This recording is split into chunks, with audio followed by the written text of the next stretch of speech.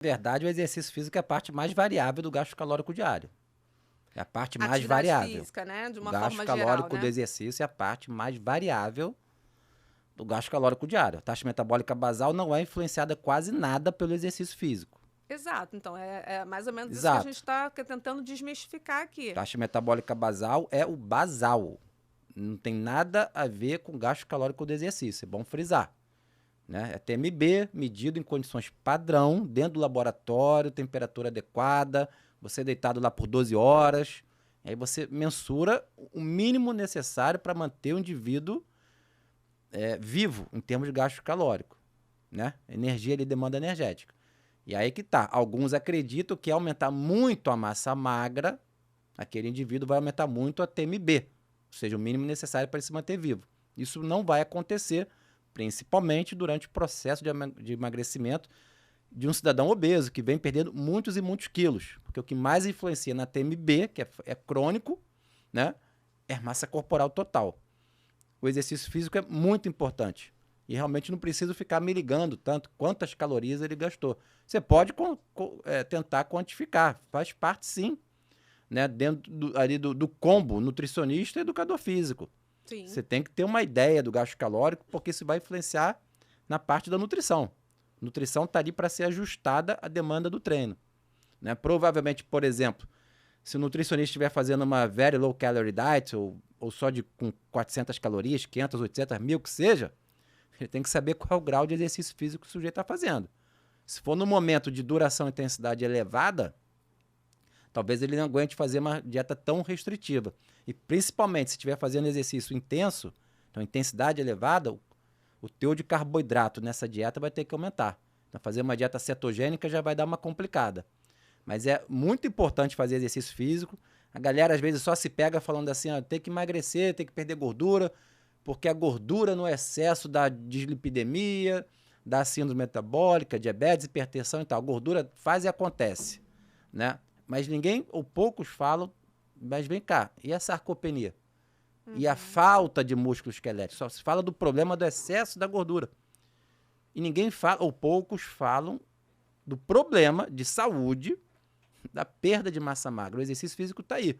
Um ponto deles está aí, né? Você aumentar a massa magra do sujeito para aumentar a qualidade de vida e fazer a força, atividade do dia a dia dele, porque você perder massa magra te prejudica e muito, né? O outro ponto, talvez o exercício físico ou o gasto calórico, nessas atividades de 1 hora de academia, o gasto calórico não vai ser tão alto.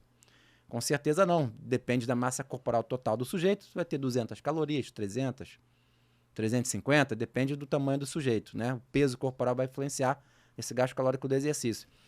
Então, o gasto calórico do exercício talvez não seja o mais importante, a parcela da atividade física, porque se eu comer um pacote de biscoito recheado, já pagou a conta Às de vezes caloria mais. por caloria. Às vezes mais. Mas o exercício físico está ali, por exemplo, dentro de um estilo de vida ali, bom, naquele momento que o cidadão está ansioso, está estressado, está nervoso, ele desconta na comida. Normalmente é tal da fome emocional.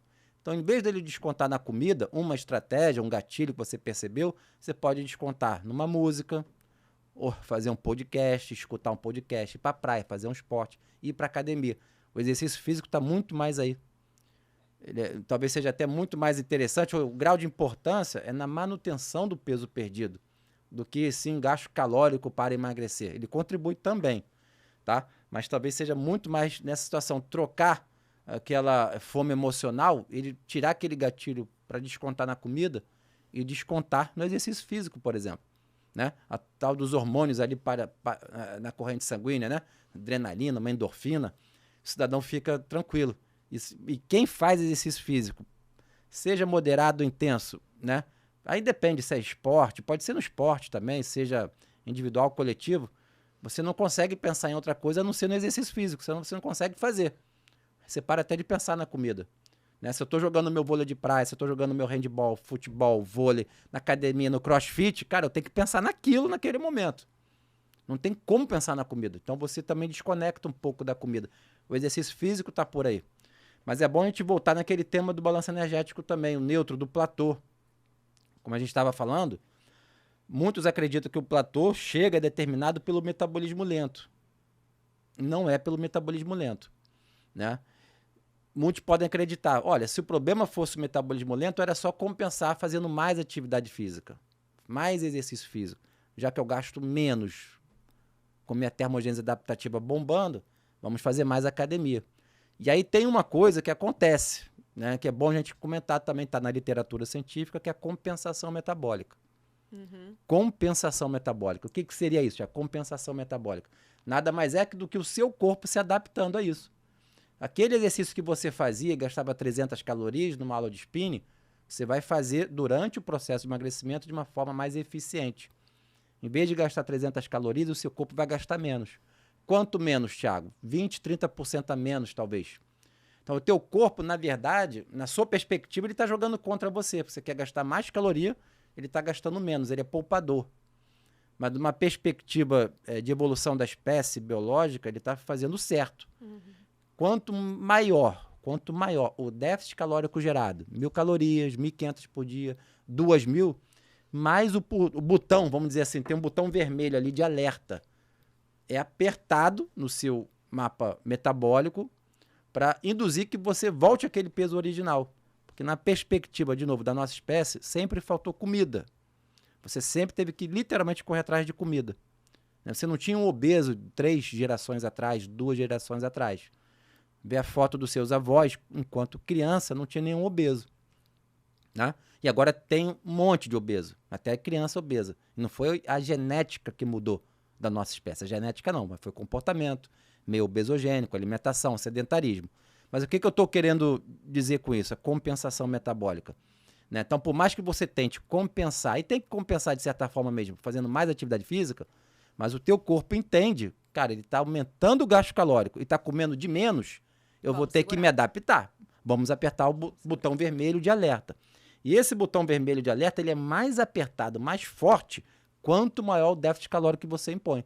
Mais as adaptações, os feedbacks internos, neurohormonais do seu organismo, para frear aquela perda de peso e você voltar ao peso original. Porque o teu corpo está interpretando o quê? É sobrevivência. Perigo, sobrevivência. Ele não sabe se você está na dieta da moda, ou você é um náufrago, ou você é um prisioneiro de guerra, ou você está na ilha deserta.